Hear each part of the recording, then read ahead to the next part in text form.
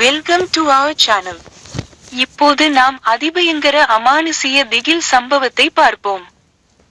செங்கல்பட்டு மாவட்டத்தில் இருந்து 3 கிலோமீட்டர் தள்ளி அமைந்திருந்தது வேதாந்தங்குப்பம் என்ற சிறிய அமைதியான கிராமம்.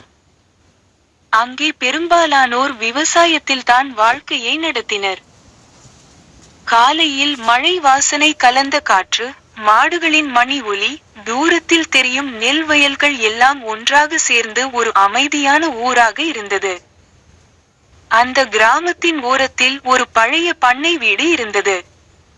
அவற்றுடன் நீல நிற கதவுகள், மூங்கில் வேலி, பக்கத்தில் ஒரு பெரிய குளம் ஆகியவை இருந்தது. அந்த வீட்டை மீனாட்சி என்ற பெண் பராமரித்தாள். அவள் ஒளிரும் கண்களும் நிதானமான சிரிப்பும் கொண்ட ஒரு நல்ல மனசுடைய பெண்.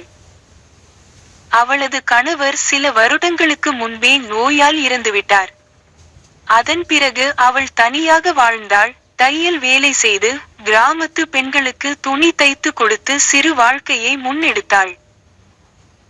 அவள் தன் வாழ்க்கையை அமைதியாக நடத்த நினைத்தாலும் கிராமத்தில் ஒரு மனிதன் அவளது வாழ்க்கையை இருட்டாக்கப் போகிறான் என்று அவள் கனவிலும் நினைக்கவில்லை. அவன் பெயர் சண்முகம், அந்த கிராமத்தின் நிலத்தரசன். அவனுக்கு 50 ஏக்கர் நிலம் இருந்தது. பணம், புகழ் அனைத்தும் சண்முகத்திடம் இருந்தது. ஆனால் அந்த முகத்துக்குள் மறைந்திருந்தது ஒரு இருண்ட குணம். மீனாட்சியின் நிதானமான தன்மை அவனை கவர்ந்தது. பிறகு அவளுக்கு ஒரு வேலை கொடுத்தான். முதலில் அவளிடம் இனிமையாக பேசி உதவிகள் செய்து நல்லவன் மாதிரி நடந்து கொண்டான். ஆனால் ஒரு நாள் மழை இரவில் அவளது வீட்டில் யாரும் இல்லாத நேரத்தில் அவன் தனது தீய எண்ணத்துடன் அவளது வீட்டுக்குள் நுழைந்தான்.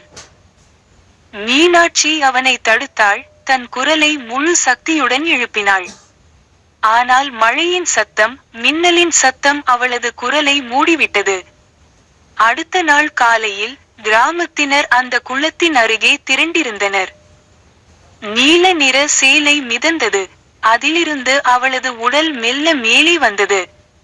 மழை நிற்கவில்லை. ஆனால் அந்த குளத்தின் நீர் அன்று குளிர்ந்ததாக இல்லை, அது கோபமாய் இருந்தது. அன்றிரவு குளத்திலிருந்து ஒரு பெண் குரல் கேட்டது. நான் அமைதியாக இருக்க மாட்டேன் என்று கூறியது அந்த குரல். அதன் பிறகு முதல் இரவில் சண்முகத்தின் மனைவி குளம் அருகே விழுந்து மரணமடைந்தாள். பிறகு அவனது மகனும் மர்மமான முறையில் இறந்தான். முடிவில் சண்முகம் அவனது வீட்டில் மின்னல் விழுந்து இறந்தான். இவைகள் எல்லாம் நடந்த காரணத்தால் அந்த வீட்டை யாரும் நெருங்கவில்லை. கதவுகள் பூட்டப்பட்டு வீட்டை சுற்றி புல் முளைத்துவிட்டது. மழை பெய்யும் இரவு வந்தால் குளத்திலிருந்து பெண்களின் அழுகை கேட்டது. கிராமத்தினர் அதை மீனாட்சியின் சாபம் என்று அழைத்தனர். அந்த இடம் ஆண்டு முழுவதும் வெறிச்சோடியது. யாரும் அந்த வீட்டு பக்கமே செல்வதில்லை. 15 வருடங்கள் கழித்து நகரத்திலிருந்து கிரிஷ் என்ற இளைஞன் அந்த வீட்டை வாங்க முடிவு செய்தான். ஆனால் கிராம மக்கள் எச்சரித்தார்கள். அந்த வீட்டில் இருக்க வேண்டாம் என்று கூறினார்கள். ஆனாலும் அவர்கள் அந்த வீட்டில் குடியேறினார்கள். அவன் மனைவி அனிதா ஒரு புகைப்பட கலைஞர். இருவரும் வீட்டருகில் உள்ள குளத்திற்கு சென்றனர். அந்த குளம் அமைதியாக இல்லை. அங்கே செல்ல வேண்டாம், அவ்வளவுதான் சொல்லுகிறேன் என்று பெரியவர்கள் எச்சரித்தனர். ஆனால் கிரிஷ் சிரித்தான். இது 2025, தெரியுமா உனக்கு?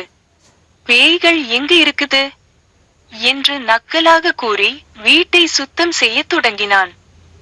முதல் இரவு அவர்கள் அங்கே தங்கினர். மழை பெய்தது. வானம் முழுவதும் இடி இடித்தது. அந்த குளத்தின் நீர் மெல்ல அலைமோதியது. அனிதா ஜன்னல் வழியாக பார்த்தபோது தண்ணீரின் நடுவில் வெண்மையான சேலையில் ஒரு பெண் நின்றிருந்தாள்.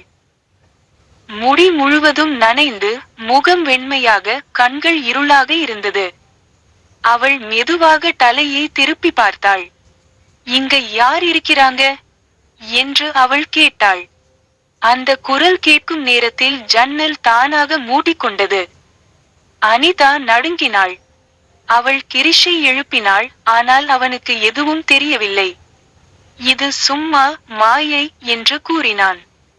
காலை எழுந்தபோது குளத்திலிருந்து வீடு வரை மண் வழியில் பெண் காலடி சுவடு இருந்தது. ஆனால் திரும்பிச் சென்ற தடம் இல்லை. அந்த வீட்டை சுத்தம் செய்யும்போது அனிதாவுக்கு ஒரு பழைய மரப்பெட்டி கிடைத்தது. அதனுள் ஒரு டைரி இருந்தது. அதில் சில பக்கங்கள் இன்னும் வாசிக்க முடிந்தது. அது மீனாட்சியின் வாழ்க்கை, அவளது நினைவுகள், பயம், துயரம், தன்னம்பிக்கை, கடைசியாக அவளது இறுதி வேண்டுதல் ஆகியவை இருந்தது. எனக்கு நீதி வேண்டும். எனது மரணத்துக்கு யாரும் காரணம் இல்லை என்று சொல்கிறார்கள். ஆனால் எனக்கு தெரியும் யார் செய்தது என்று. என் ஆவி இனி அமைதியாக இருக்காது என்று அந்த டைரியில் இருந்தது. அனிதா அந்த வார்த்தைகளை வாசித்ததும் அவளது கண்கள் கலங்கின. அந்த இரவு மின்னல் வீசும் போது வீடு முழுவதும் ஒரு பெண்ணின் குரல் கேட்டது.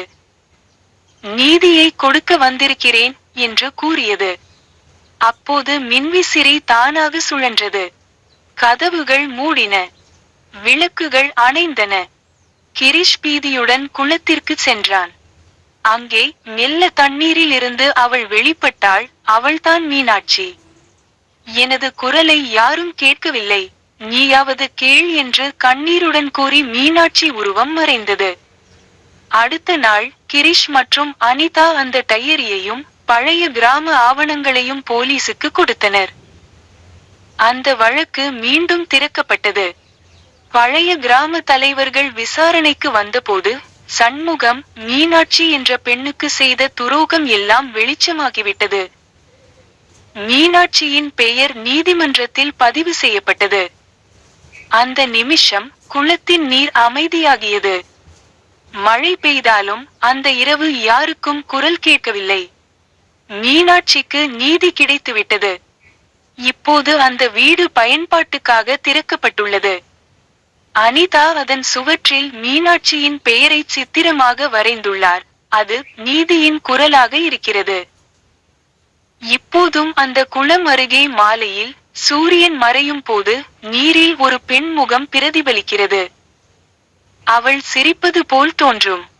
அது மாயையா, நினைவா என்று யாருக்கும் தெரியாது.